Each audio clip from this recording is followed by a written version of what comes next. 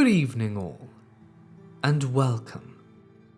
For everyone in the Northern Hemisphere, now that summer has well and truly passed and we are moving swiftly into colder times, I thought it'd be a great time to remind us of the horrors of theme parks. I hope you're ready, because it's time to get comfortable and let the darkness take control. A friend of mine used to work at Disneyland in Florida. He was standing at the entrance for the line and had to tell a family that their child was too short for the ride. They could switch off and ride the ride if they wanted, but one of them would have to stay with the child. They said okay and walk away. Well, the child was young enough to be wearing one of those leashes that you can put on your kid, and maybe 20 minutes later, we saw the kid a little ways away, by himself, tied up to a light pole. So my friend Rob resolved to wait a minute before calling it in. Maybe they were in the bathroom, not that that makes it okay. Anywho, 15 minutes later, the kid is still tied up, and so Rob calls security. It takes security maybe another 10 to 15 minutes to get there, so the kid has been tied up for at least the better part of an hour. They come and see the kid and say, "Hey, wanna come with us? We're gonna take you somewhere fun." And the kid is excited and goes with them. Rob's shift doesn't end for another 3 hours, and he doesn't see the family come back. Well, the next guy who comes and replaces Rob sees them come back later and freaks out. By the time the parents returned, they found a manager and found what happened. Their child was already with social services. They were from out of state, and they had to go back without their child and return at a later date for a court hearing.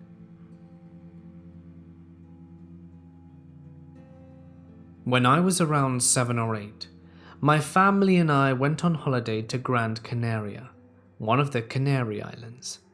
And during this holiday we visited a rather large water park just outside of Puerto Rico, a region of Gran Can. Now this water park was big, like 4 sections and about 5 slides per area. So we were at the park having fun going down slides, but as I was young, I mainly kept to the smaller kids slides and little wave pools, sometimes venturing to the medium slides with my dad.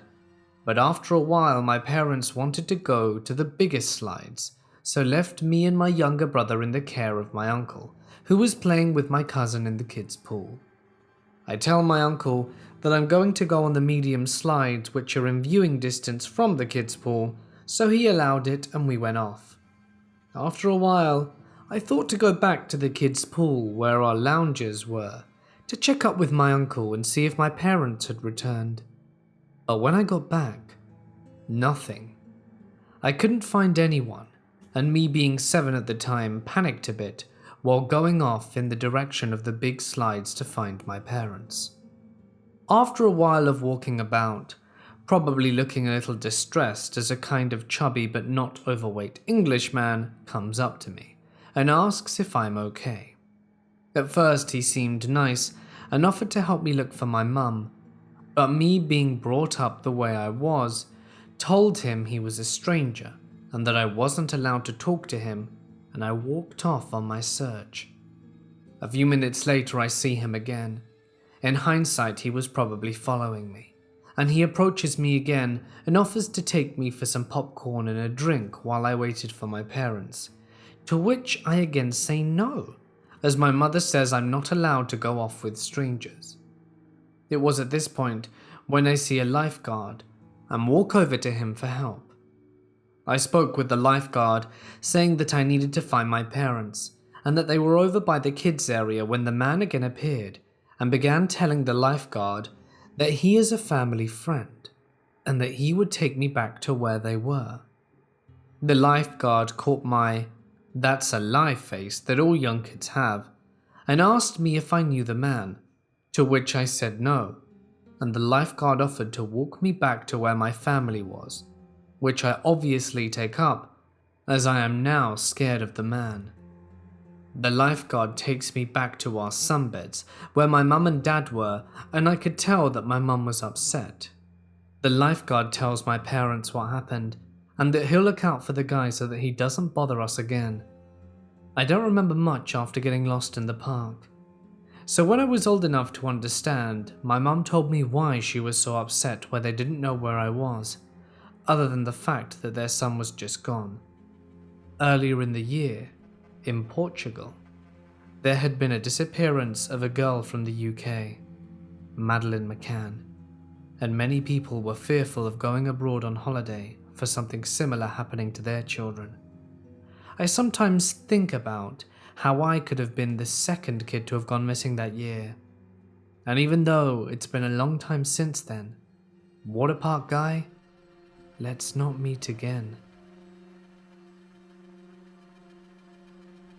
I worked for the Disneyland Hotel for more than a year. I work in one of the many departments that would need to deliver things from our department to the guest rooms when they needed them. One night, at around 11:30 at night, I was making a delivery when I heard a group of children laughing from the pool deck, which is surrounded by a gate. Since I was heading to a guest room, and they'd been given a wait time, so they'd know exactly when to expect me, I didn't stop to see who was playing in the pool, and to check that they were being monitored by at least an adult. After delivering what the guest needed to the room, I headed back to where I was supposed to be waiting, when I heard more children laughing from the pool deck, as well as some splashing. Since the pool water itself is well lit and the pool deck is poorly lit, I expected to at least be able to see some kids playing in the pool and something resembling an adult within easy hearing range. By the time I had walked up to the gate, which is covered in plants, the laughing and splashing had stopped, and I could see that there was no one anywhere near the pool or pool deck. It really makes me wonder what I heard. While I know there have been deaths at the hotel and in its rooms, with the most recent death happening weeks before this posting, all of the deaths have been adults, making me wonder what I was hearing. I've also been deaf in my left ear since childhood, so any sounds I would have to have heard would have been quite loud. When I was about 11 or 12, I went to an amusement park called King's Island with my sister, grandma, and mother.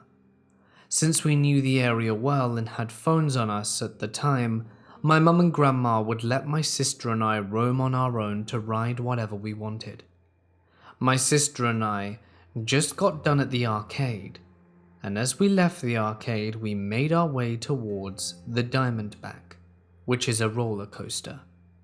Before we got to the Diamondback, I told my sister we should go on the Zephyr, which is like a swing carnival ride. I was on the left side and my sister on the right. As we were in line, a man who looked to be 30 or 40 walked up to me. He put his hand on my lower back area and walked alongside me. As I gave him a dirty look, he immediately apologized and claimed he thought I was his girlfriend. Then he walked away like nothing had happened.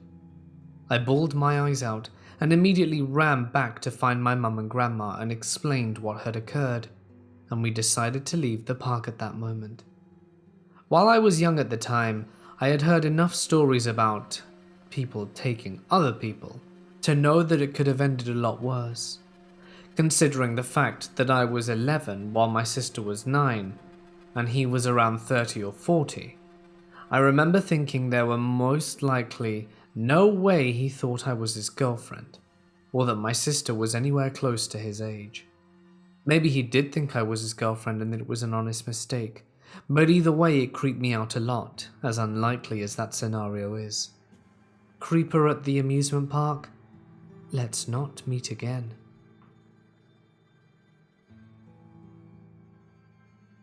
When I was 12, we went to Disneyland. We decided to go to the Animal Kingdom, my favorite, because of the exotic animals and all the rides. We had an amazing day doing all the rides, and it was an awesome time, but it started towards the end. I saw the same two men, but thought nothing of it. We started queuing up for some water parade, and as we were queuing it began to rain. It was classic Florida rain, and there was no sign of it clearing, so they cancelled the play. We wanted to see if the rain would dissipate, but after 5 minutes my dad left, but I elected to stay longer. They were adamant on leaving, so we were on our way out and were taking 3 steps when my mother screamed, not a scream of fear, but a scream of pain and sorrow. I turned around. "Lucas!" she screamed, half crying, half furious, as we asked everyone if we'd seen him. I never really got on with my brother, but when he disappeared, you think you might never see him again. It's a horrible feeling, like all happiness has disappeared and will never return. I told my mum I was going to do laps around the park, and that we were going to look for him. After my desperate screams, I saw him. He was with the guy I'd seen twice before. I ran to him and my adrenaline kicked in. I raised my fist and hit him clean in the jaw. He let go of my brother and put his hands on his jaw, and I picked my brother and ran off with him. I'm so thankful the guy who got him didn't manage to escape, and I hope we never meet again, you creep.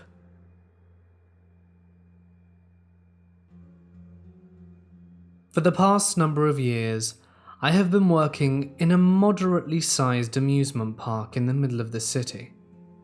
I am at the admissions desk, meaning that the work is quite administrative, answering the phones, responding to emails, and admitting customers into the park. Being in the middle of the city, you do meet a lot of interesting characters, from old locals to traveling tourists. For the most part, I do enjoy the work that's involved, but every so often you speak to a customer or receive a complaint which really doesn't do much for your staff morale. Yet, I do always try my hardest to keep positives. Over the years, I've seen plenty of people stand in front of me at the front desk. There have been drunks, stoners, happy and sad people, angry parents, and an abundance of complaints to top it all off. But in that time until last week, a customer had never angrily threatened me personally before.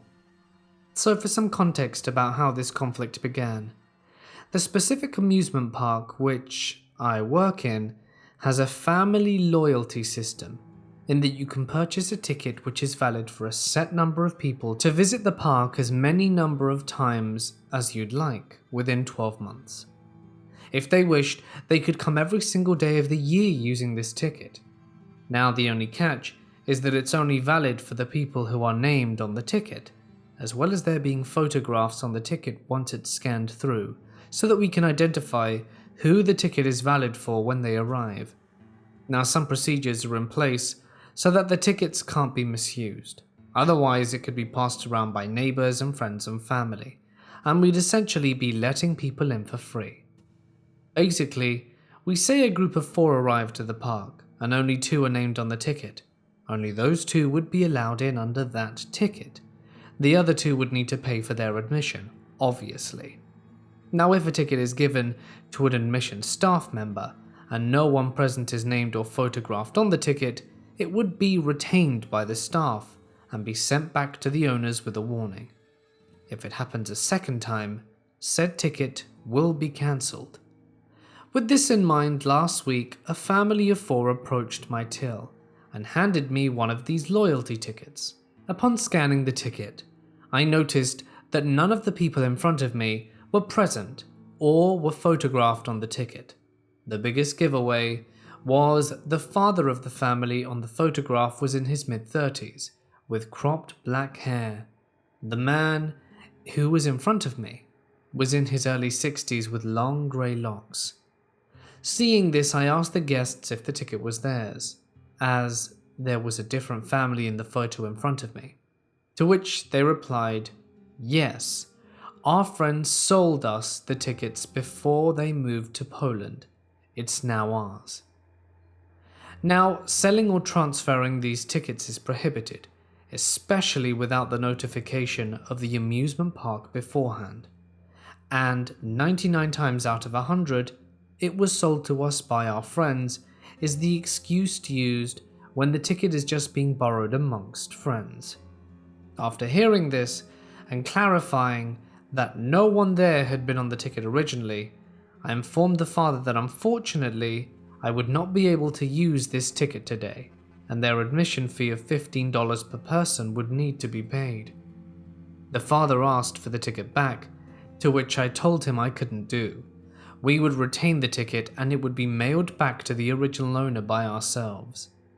When he heard this, the father's demeanor changed completely, and he held out his hand ordering me to return it. I don't usually do well in confrontations and try to avoid them when necessary, but the way he spoke to me rubbed me the wrong way, and I insisted that it was out of my ability to return the ticket. He once again ordered me to put the ticket in his hand, pointing to his hand with an increasing level of anger in his voice that sent chills down my spine. He even told me he would personally give it back to the owners himself, despite them having to move to Poland in his story. This continued back and forth for a minute or two, and realizing I wasn't going to get anywhere by arguing with this man, I placed the ticket behind the counter and was looking for a loyalty ticket application form to show him where it states the consequences of misusing the ticket. As I was pulling out the form, the man lunged over the counter to grab the ticket. When I swiped the ticket onto the floor out of his reach, he then lunged for me, but couldn't reach. That's when I lost all patience with the man, raised my voice and told him he couldn't do that. I picked up the ticket and informed him I was taking it into the back office for it to be cancelled. At this stage, a security guard approached and told me to find a supervisor to speak to the man. I went into the back office to tell a supervisor what happened, and they took the ticket and came back onto the floor with me. The man was now in a heated argument with security over how I had stolen the card which he had brought originally. My supervisor checked the ticket once more, confirmed that it was being misused, and told the man once again that the ticket was going to be cancelled. He proceeded to argue with her, growing more and more frustrated and changing his story from before. Apparently, he was now the original owner of the ticket, and he didn't know who the family in the photo were. It was clear that if his family hadn't been there, he would have picked a fight with her, the security guard, or perhaps even myself, as he was starting to escalate into hysteria. After some time, he calmed down enough to throw $100 at me and pay the $60 fee for his family. As I was handling his change, he leaned in close and said softly, "Remember, the world is a small place. I will see you on the street one night, and you will wish you never met me." He left, and I continued to serve 2 or more customers in somewhat of a daze, before the park manager came over to my till and invited me into the office to explain what happened. After I explained the incident to the manager and told him what the man had said to me in the end, the manager called for a number of security guards to remove him from the park, and this was achieved in under 30 minutes. What has been described to me as violent oppression. I don't know how he was removed, I wasn't there to see it, but his family was allowed to stay. The rest of the day went on without incident. The park opens at 8 p.m. usually, yet if it's particularly quiet upon closing time, some of the admission staff are allowed to leave early, while the guests exit the park. On this day I was relieved at 7:30. I don't have a car, but luckily my sister was on her way home from work and stopped to collect me. I waited in the office until her arrival, chatting with the supervisors and making light-hearted talk about what had happened during the day until my sister texted me, letting me know she was right outside the admissions building. On my way out, I was scanning the car park, and on my way over, I saw the man from earlier, with greasy grey hair sitting in his car, staring right at me and watching me approach. For a split second, I thought that this was the moment of reckoning he had told me about, before realizing that he was probably just waiting for his family to come out of the park, since he hadn't left his car to teach me a lesson yet. Despite this, he never took his eyes off me as I passed his car, and looked at me with nothing but pure hatred. I've genuinely never seen someone look at me that way before, and it half terrified me. A week after or so passed, and I didn't run into the man since. No phone calls or emails from him either, so I'm now in the clear. Either way, angry guy who threatened me at my work, I know the world is a small place, but please, let's not meet again. I was in about 5th grade. My mum and I loved to go to Disneyland. We lived about an hour's drive away and held annual passes. One of my mum's favourite rides was the Tower of Terror, which I was very much afraid of because of the drops. Right in front of the ride is a little area for the fast passes. For anyone who's unfamiliar, they're small machines that you can get passes from to skip the line, but you'd have to do a whole different line. This is where I would wait for my mum and went on the ride. There was always a worker there, plus many others in viewing distance, and I had one of those flip phones in case I got lost. As I'm sitting there, I hear a worker behind me talking to a man, asking him to move out from the fast pass area since they were closing them off for the day. The man walked out and sat down next to me. He was about 18 to 20. He asked beforehand if I wouldn't mind if he sat next to me, and I said no since I didn't think anything of it, and there was plenty of space in between us. Now I'm a very friendly kid, and naturally I was going to start a conversation with him while I waited. When I turned, he was already looking at me. He stuck out his hand offering to shake hands with me, and gave me his name, which he said was Light.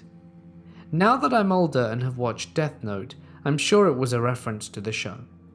Anyway, I introduced myself to him, and we start to talk.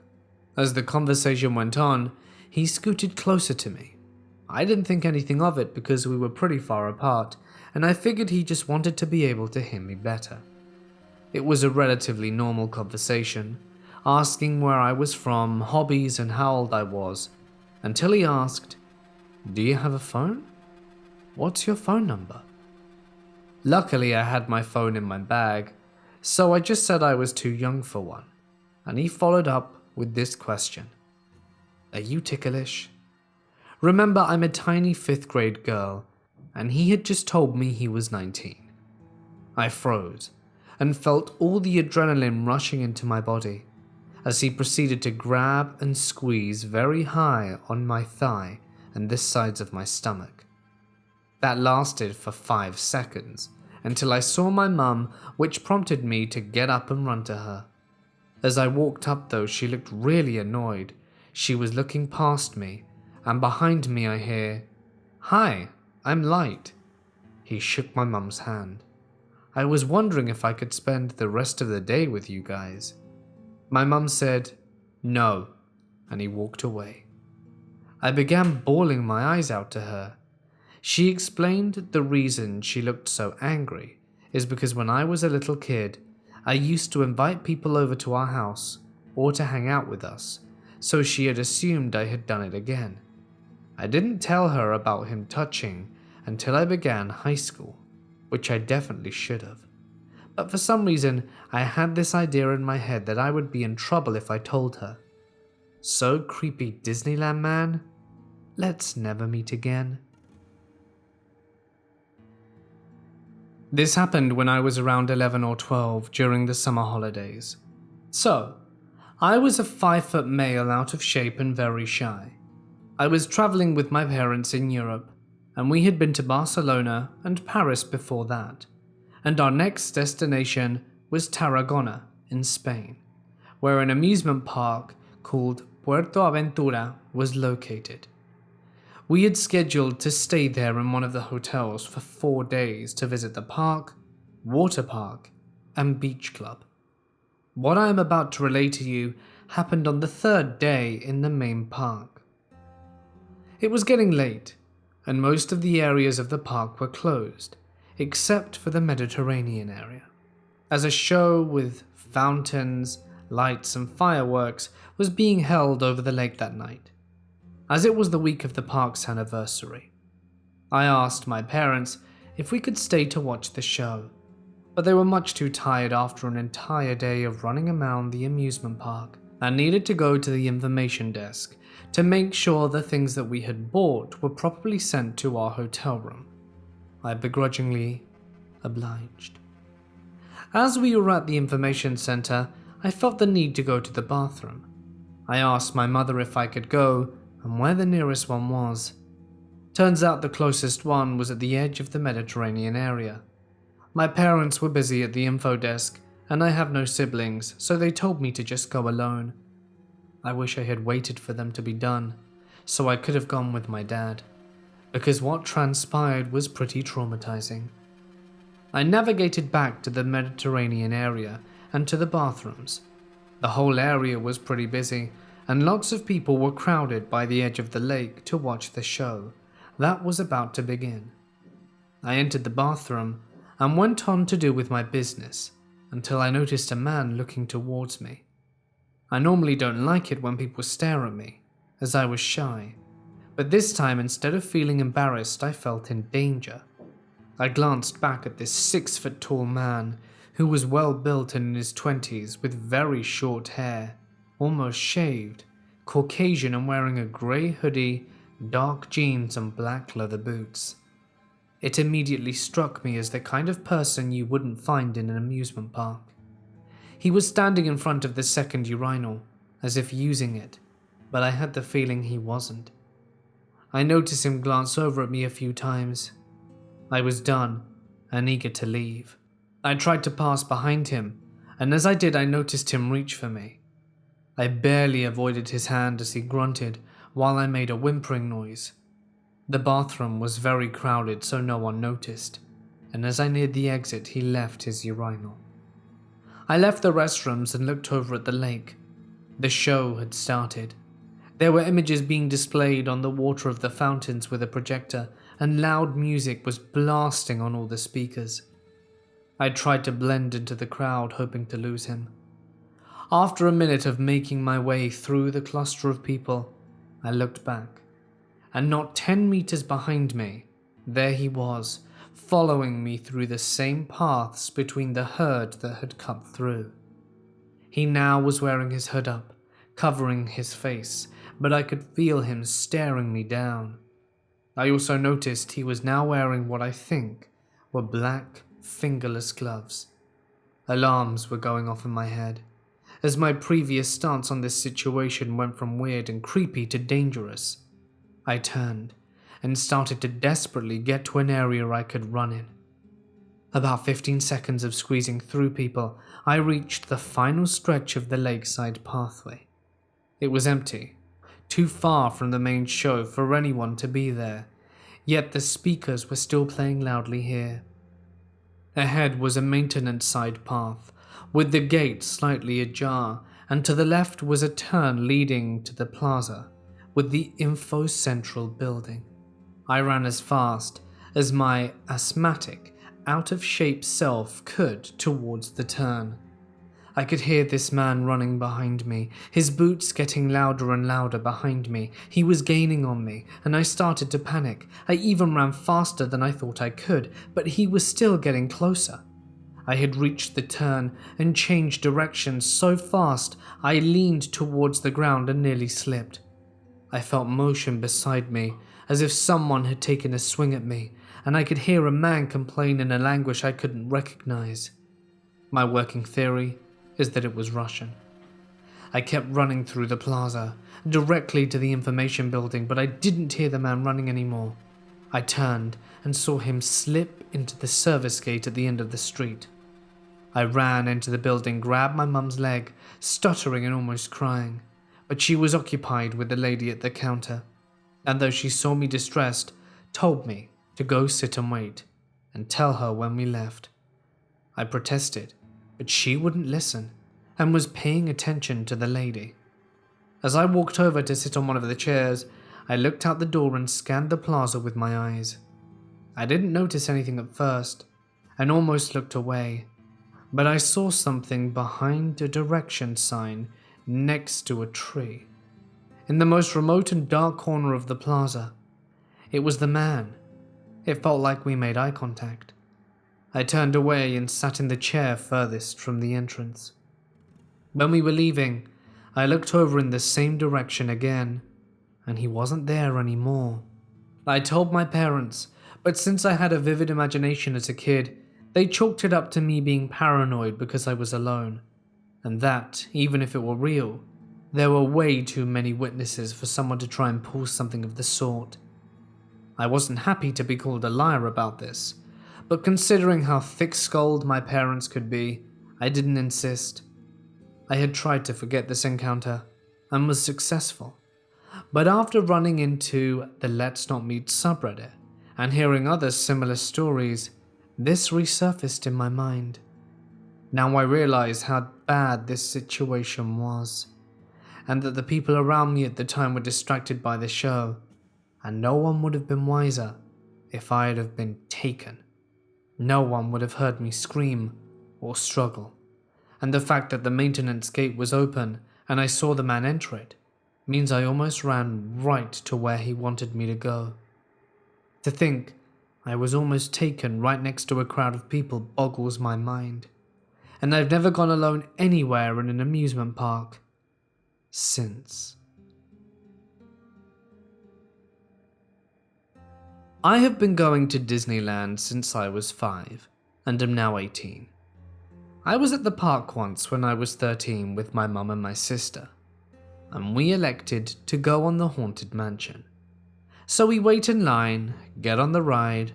My mum and sister got on one doom buggy, and I got on another by myself.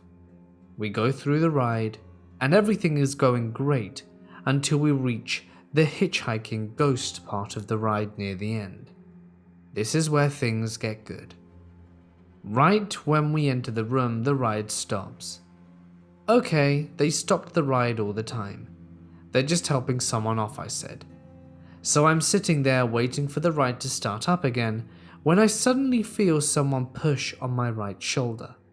I could clearly feel a palm and fingers when I got pushed, and I spin around really quick to look, but see no one. It couldn't have been my mom or my sister, because when you enter the room, the cars turn left, and if they tried to touch me, they wouldn't have been able to reach me if they did. Then it would have been on my left shoulder. It also couldn't have been the people behind me, because the doom buggies behind me were in a straight line, and they also wouldn't have been able to reach me. The only way for them to touch me is if they'd have gotten out of their car and to push me, but I would have caught them climbing back into the car. It couldn't have been a cast member, because they would have had to have walked right in front of me to even get to the side of my doom buggy, and I would have seen them, of course. The next day, I hop onto the computer and start doing some research about deaths in the park and ghosts.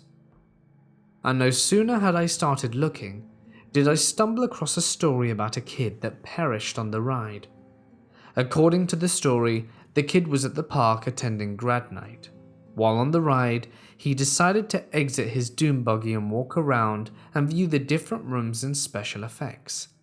While he was doing this, he came upon a staircase that he did not see and fell down the stairs. The stairs were painted black, so it was impossible to see them unless you had a flashlight. He broke his neck, and that was the end.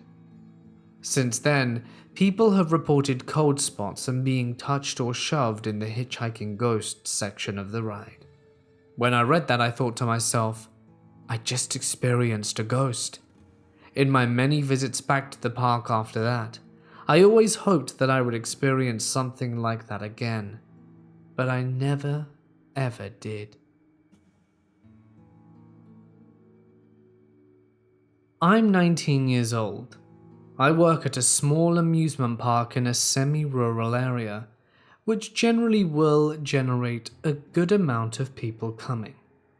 This happened during the summer season, so we were open until 9 p.m, but we generally only have at most 10 families at around 6:30 to 7.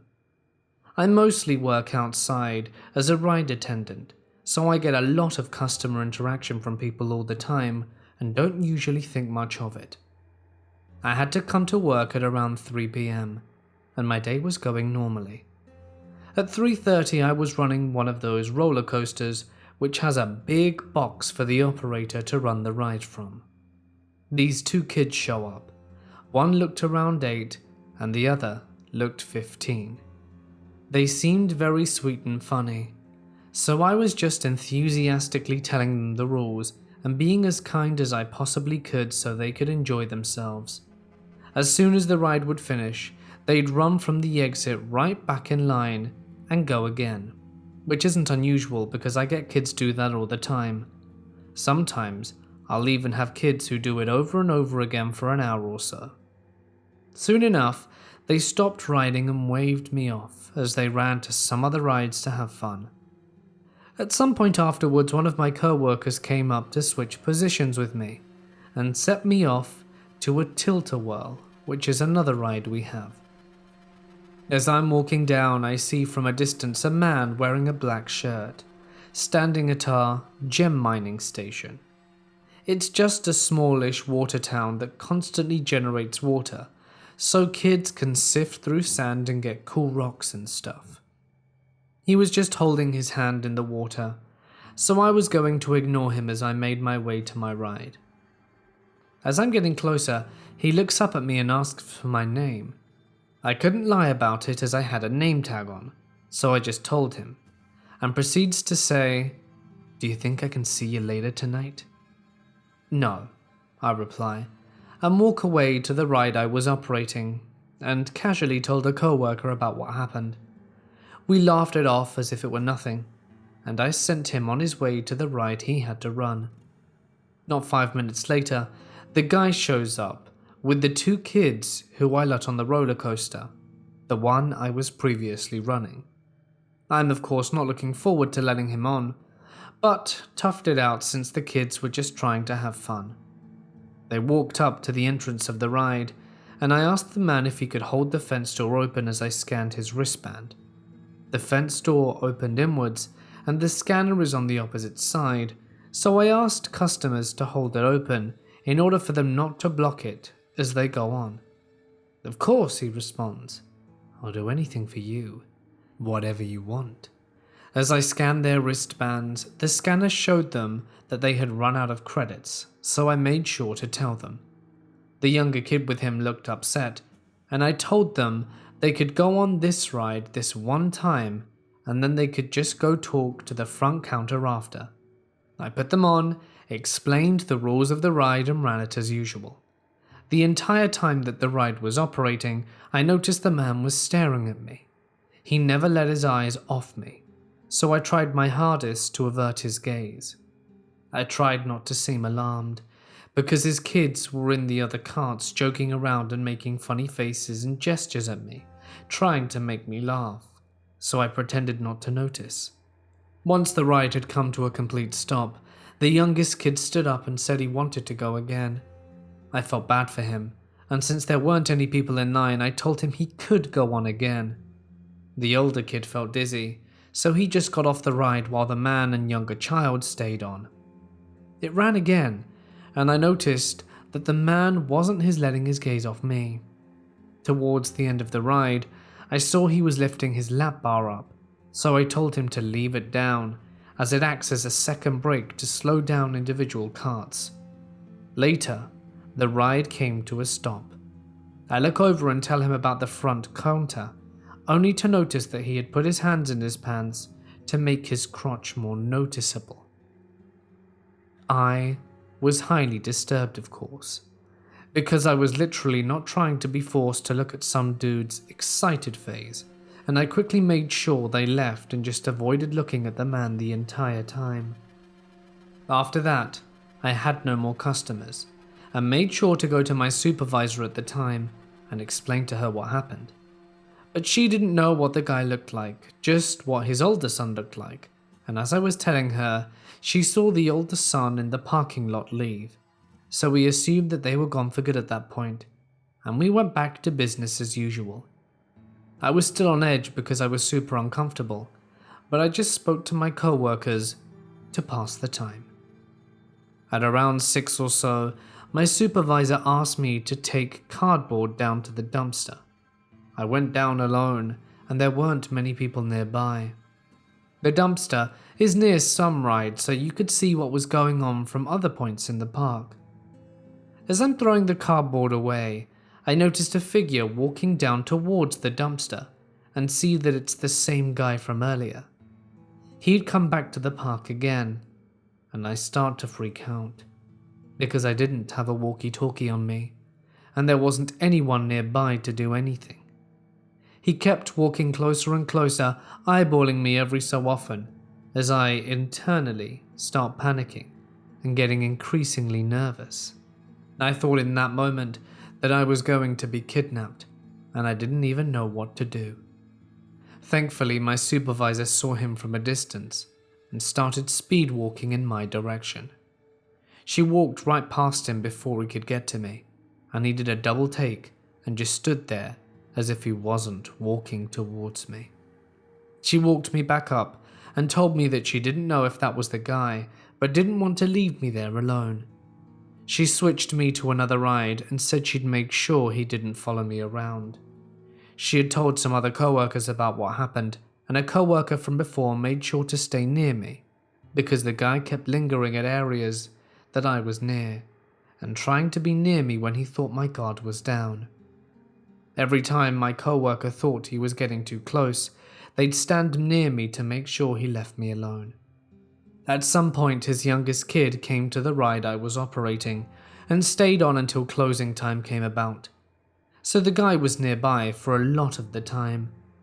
Towards closing, I was offered a ride home from a co-worker because he didn't want me to go to the parking lot alone. As we went outside, we sit on the stairs with some other co-workers, and we noticed this car that was still there, even though at that point we had been closed for 45 minutes. The guy was still there, with his family and everything, just lingering.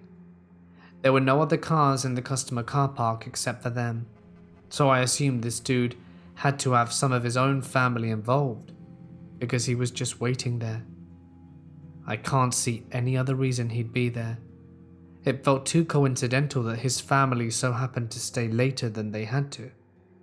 I kept nervously looking over and looking to see what he was doing, and he was just staring in our direction as he sat while his whole family did other stuff.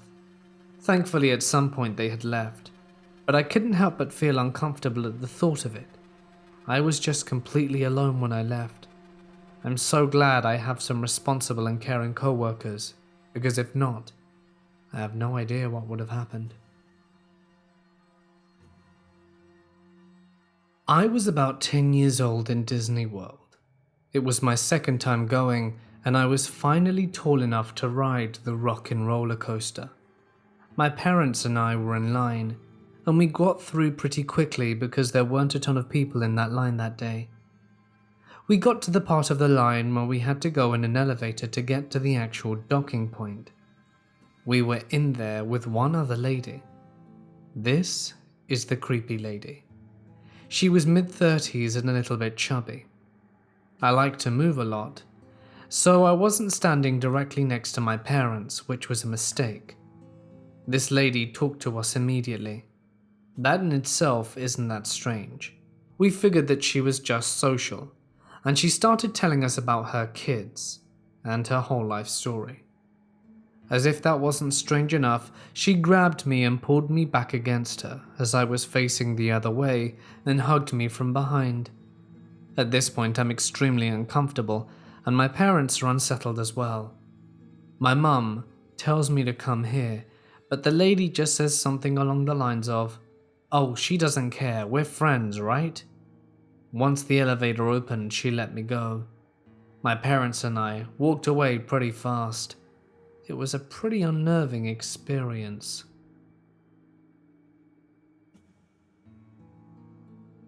I was around 15, and I was on vacation at Walt Disney World sometime during the summer.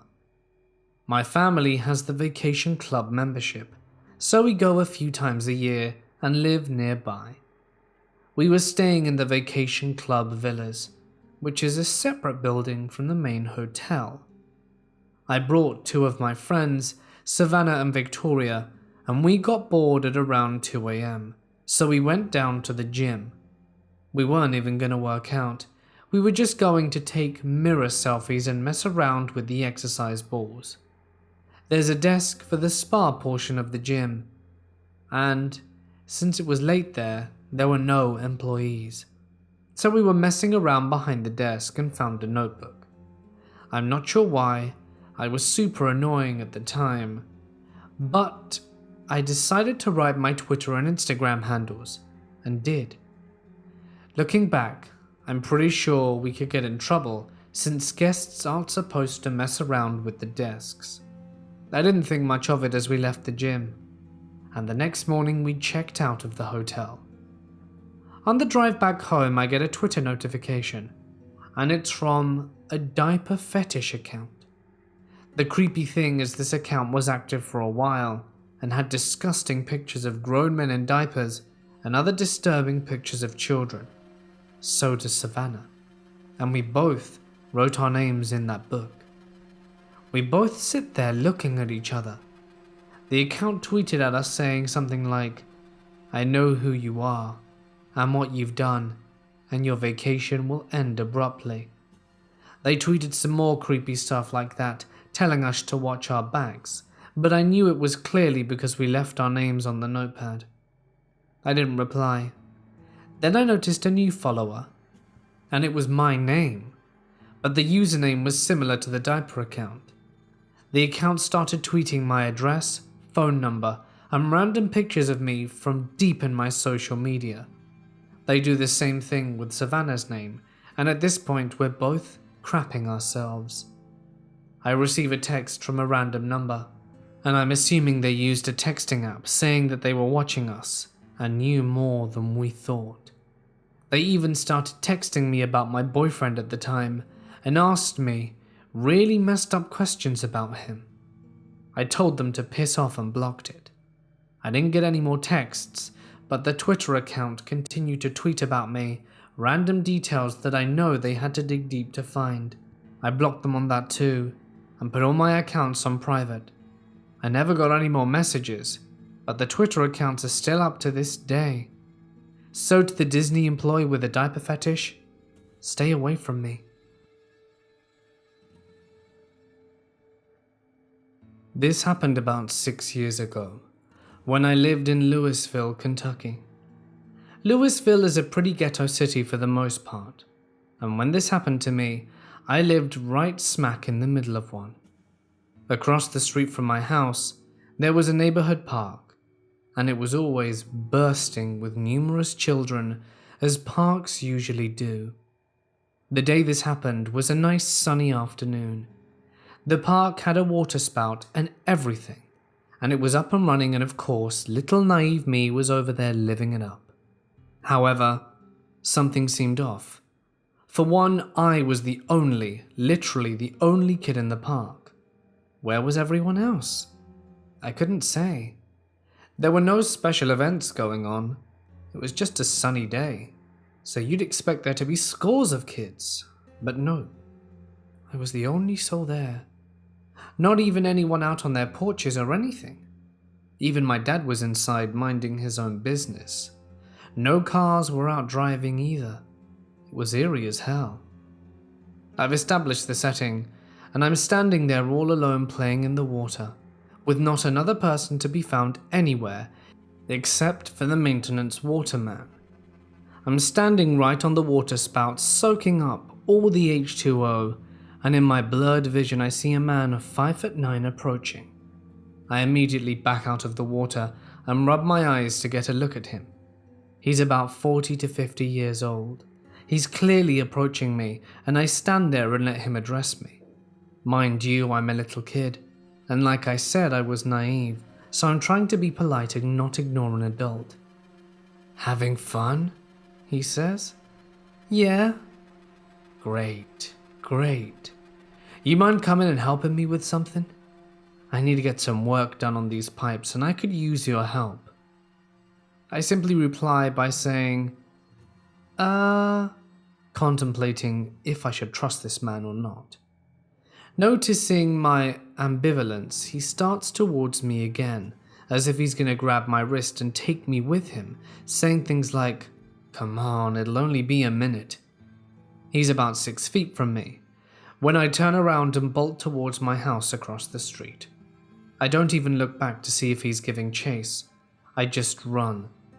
I made it across, darted inside, and told my dad. We both look out, but he's nowhere to be seen. I didn't know who this guy was, and I didn't see if he was a well-known predator on the news or something. Was he the reason no one else was out there that day? Did everyone else know that he had been spotted? Was he really a maintenance man who needed a 9-year-old's help? I don't know, but I do know that the water maintenance man at the park on Rodman Street in Louisville, Kentucky. So let's not meet again.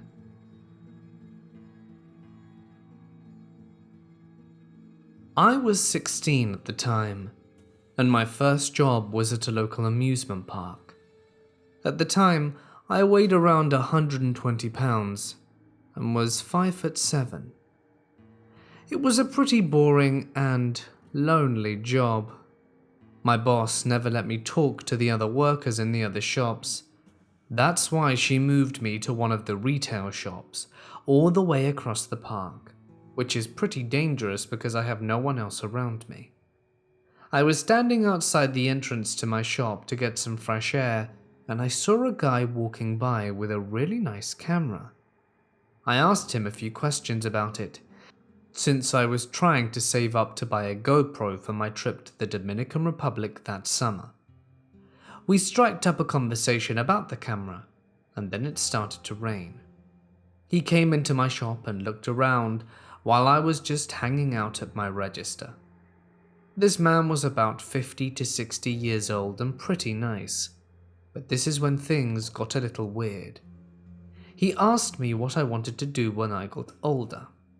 At the time, I wanted to be a special effects makeup artist, so that's what I told him. He said that he had a friend that needed someone to do makeup for him for this movie.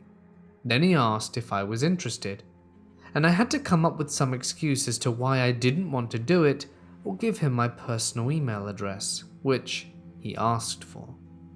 I told him that my mum wouldn't allow me to do that, especially with a man that I didn't know. I bet you're all wondering why I didn't call security or anything like that. Well, I can't call security unless I feel threatened, which I didn't. This guy was very calm and collected, but downright creepy. When I stopped talking to him for a bit to text my manager at the time, he walked over to my register and just stayed there trapping me in the corner. I quickly text my manager, "Help, there's a guy in my store that won't leave," and I tried to do that quickly so that he wouldn't see. After standing at my register for a few minutes in silence, he walked over to the wall to look at stuff and pretended to be occupied while other customers walked in. That's when he asked to take a photo of me. I got so weirded out, I said, "Sure," and he snapped the picture. I gave this really weird look in it because I was truly weirded out, and a few minutes after, my manager walked in to tell me that we were going to close. I was so happy, but that's not the end of it. It was 9 at night, and the man wouldn't leave even when my manager was in there. He stayed there for 2 more hours, and it wasn't until 11 when my manager kind of told him to leave that he walked out, and she turns to me. "Was that your dad?" "Hell no, I don't even know the guy." She was shocked and very creeped out, as was I. I closed the garage door to the shop and stayed inside to count the money. And as soon as we were about to leave, we look outside the window to see if he's still there. And he was. He was waiting in his vehicle for me to leave. We had to call some of the other managers down to where I was in the pouring rain to escort me to the building on the other side of the park. To this day, I don't know what would have happened if I'd have walked back to the building alone. Maybe he would have taken me, or tried to do something unspeakable. But I really don't want to know. I am just so thankful my manager and everyone else who helped me through that nightmare was there. And for the record, I quit right after that.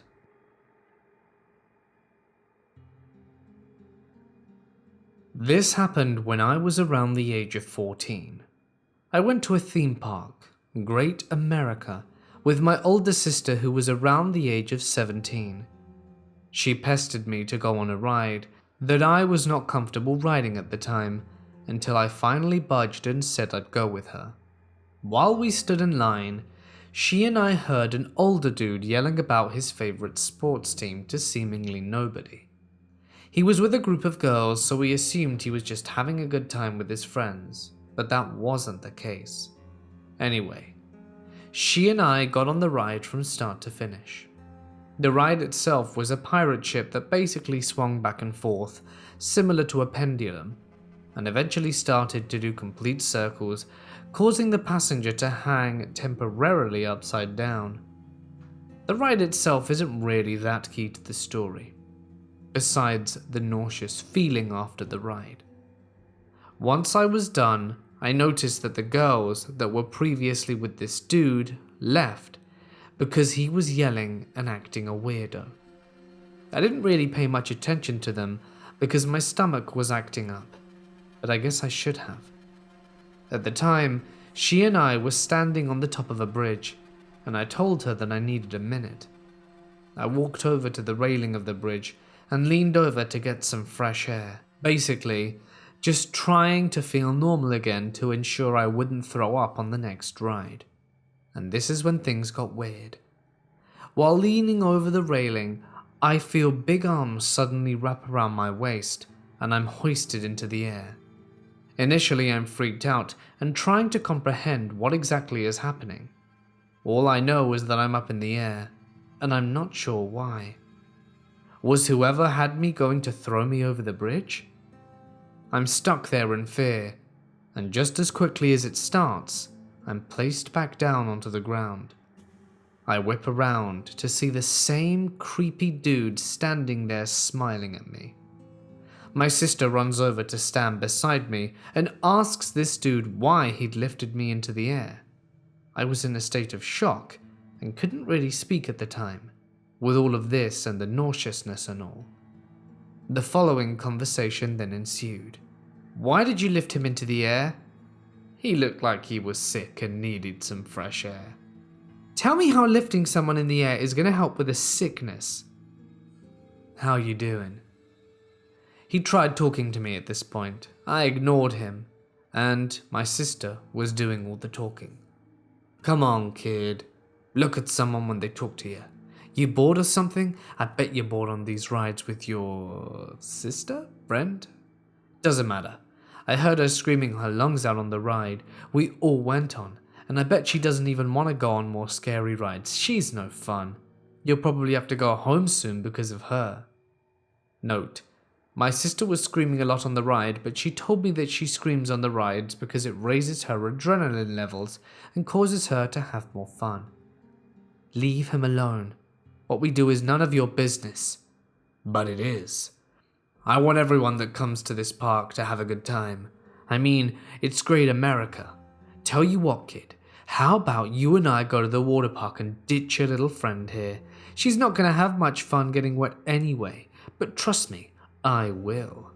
We can both go on the water rides that you want, and afterwards I'll take you wherever you want to grab lunch. I don't know what you all think about an old random man asking a 14-year-old to go out with him, but I instantly thought this dude was trying to take me. So, I feel that this guy is a danger to myself and possibly my sister, so I made a movement to walk away from him.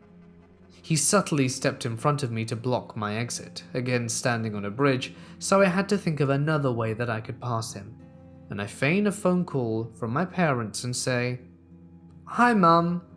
Oh yeah, we're fine, just getting off the pirate ship ride." "What? You're right near the food court? Oh okay, we're coming, see you in a sec."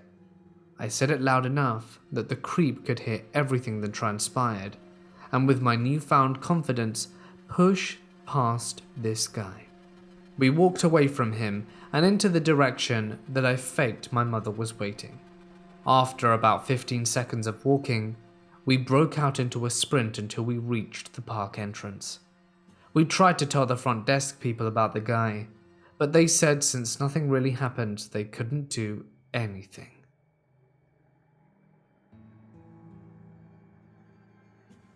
Hey guys, it's Mort here and thank you so much for listening. I hope you enjoyed tonight's installment. If you did, please don't forget to let me know down below. You know what to do. As always, a huge thank you to my amazing patrons. If you would like to be part of the amazing patrons I so often talk about, feel free to check out the link in the description to see what it's all about. It's a pretty cool way of supporting me and getting some cool perks in return. So anyway, feel free to check it out and let me know. That'd be pretty cool. One of these stories actually happened to a fellow YouTuber who runs a gaming channel called The Deathly Horse. You can find the link in the description. If there's a story that you would like to share, you can send it to my email or post it on my Reddit. All the info is in the description. But anyway, for now guys, I'm going to sign off. Stay awesome, and I'll see you in the next one.